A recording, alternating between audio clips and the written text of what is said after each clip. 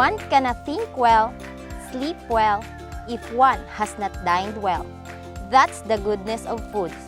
My name is Cristel G. Salarda, representing Carrascal National High School, Carrascal, Surigao del Sur.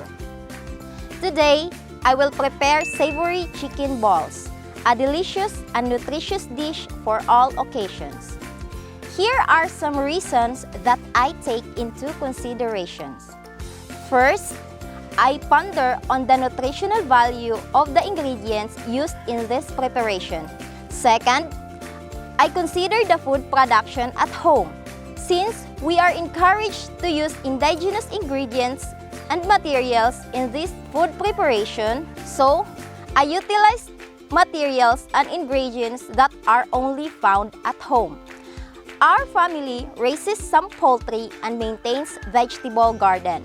So therefore, it's easy for me to gather the materials and ingredients that I'm using, and I'm quite sure that the ingredients that I'm using are organic. This time, I will have to start now the process on how to prepare and cook the savory chicken balls. First, I have to wash my hands for sanitary purposes. Next is to wash all the ingredients that needs to be washed, like the chicken breast, and put it in colander. Just the same in the vegetables and spices. Should also be washed so that it should be free from all dirt and dust. Next is to remove the parts of the chicken breast that are no longer needed in mincing and be set aside for the stock preparation, and peel the carrot and spices as one of the most important ingredients in the preparation using vegetable peeler.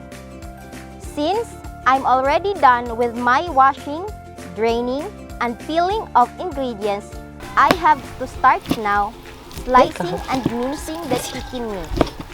You know, I prefer to do the mincing manually because this is really good, especially if we do not have meat grinder at home. Next is the vegetables and spices. The same process, I have to slice first thinly and mince.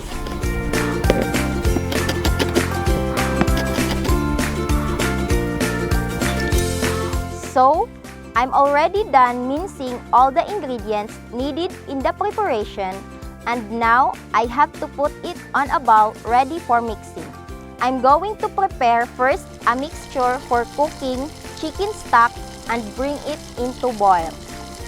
While waiting for the chicken stock to be done, I have to start now mixing all the ingredients needed in making chicken balls.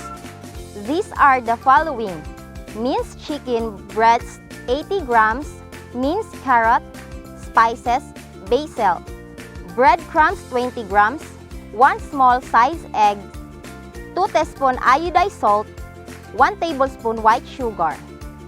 And I'm going to start now rolling the ball and fry it in a preheated cooking oil.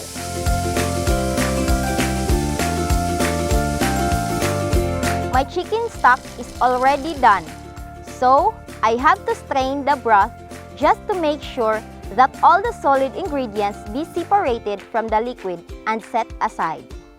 And now, the next preparation that I'm going to do is to prepare the white sauce.